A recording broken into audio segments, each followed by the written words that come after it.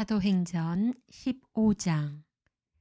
어떤 사람들이 유대에서 안디옥으로 와서 이방인 형제들에게 모세가 가르친 풍습대로 할례를 받지 않으면 여러분은 구원을 받을 수 없습니다. 라고 가르치기 시작했습니다. 이 사건 때문에 바울과 바나바와 그들 사이에 격렬한 충돌과 논쟁이 발생했습니다. 그래서 안디옥 교회는 바울과 바나바와 다른 몇 사람을 예루살렘으로 올라가게 해서 사도들과 장로들이 이 문제를 어떻게 생각하는지 알아보게 하였습니다. 바울과 그 일행은 교회의 전송을 받아 여행길을 떠났습니다. 그들은 베니게와 사마리아 지방을 거쳐가면서 이방인들이 하나님께로 돌아온 이야기를 전했습니다. 그들은 모든 형제들에게 큰 기쁨을 주었습니다. 그들이 예루살렘에 이르자 사도들과 장로들과 온 교회가 그들을 환영했습니다. 그들은 하나님께서 그들을 통해 일하신 모든 것을 보고했습니다. 그런데 바리새파에 속해 있다가 신자가 된 사람들 중에 이방인들도 할례를 받아야 하며 모세의 율법을 지켜야 합니다. 라고 주장하는 사람들이 있었습니다. 사도들과 장로들이 이 문제를 의논하러 모였습니다. 많은 토론이 있은 후에 베드로가 일어나 말했습니다.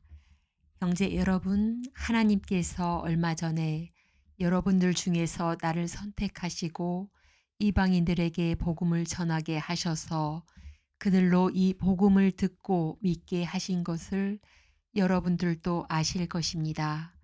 모든 사람의 생각을 아시는 하나님께서 우리에게 성령을 주신 것과 똑같이 그들에게도 주셔서 그들을 인정하셨습니다. 하나님께서는 우리와 이방인들을 차별하지 않으셨습니다.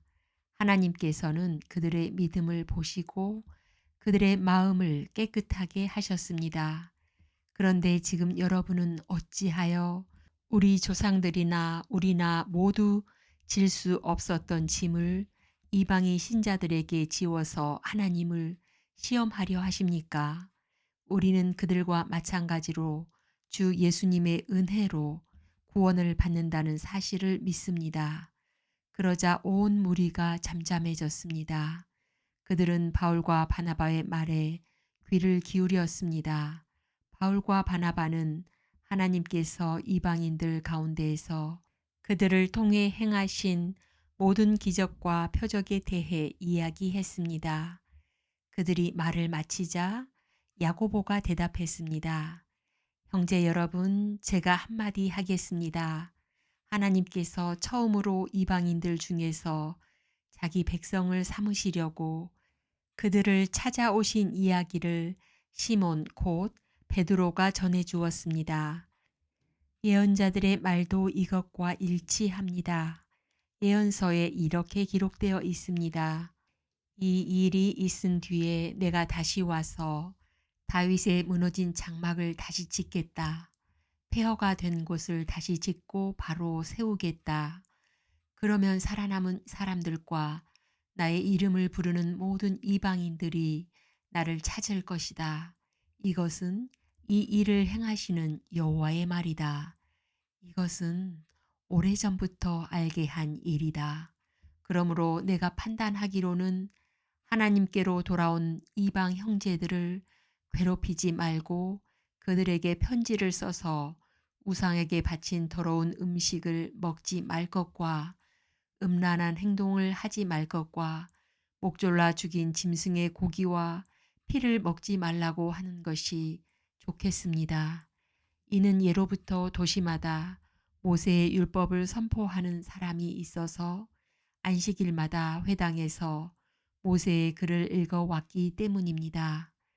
사도들과 장로들과 온 교회가 자기들 중에서 몇 사람을 뽑아서 바울과 바나바와 함께 안디옥으로 보내기로 결정했습니다. 뽑힌 사람들은 신자들 가운데서 지도자로 있던 바사바라고 불리는 유다와 실라였습니다. 그리고 이 사람들 편에 이러한 편지를 써 보냈습니다. 여러분의 형제인 사도들과 장로들이 안디옥과 시리아와 길리기아에 있는 모든 이방인 형제에게 문안드립니다. 우리 가운데 몇 사람이 여러분에게 가서 우리가 시키지도 않은 말을 해서 여러분을 혼란에 빠뜨리고 마음을 아프게 했다는 소식을 들었습니다. 그래서 우리는 몇 사람을 뽑아 사랑하는 형제 바나바와 바울과 함께 여러분에게 보내기로 의견 일치를 보았습니다. 바나바와 바울은 우리 주 예수 그리스도의 이름을 위해 자기 목숨도 내놓은 사람들입니다. 그래서 우리는 우리가 쓴 편지의 내용이 사실임을 분명히 하려고 그들과 함께 유다와 실라를 보냅니다. 여러분에게 다음에 말하는 요구사항 이외에 다른 어떠한 짐도 지우지 않는 것이 성령과 우리의 생각입니다. 우상에 바친 제물과 피와 목졸라 죽인 짐승의 고기를 먹지 마십시오. 그리고 음란한 어떠한 행동도 하지 마십시오. 이런 일만 지키면 잘 될 것입니다. 그럼 안녕히 계십시오. 그들은 예루살렘을 떠나 안디옥으로 내려갔습니다.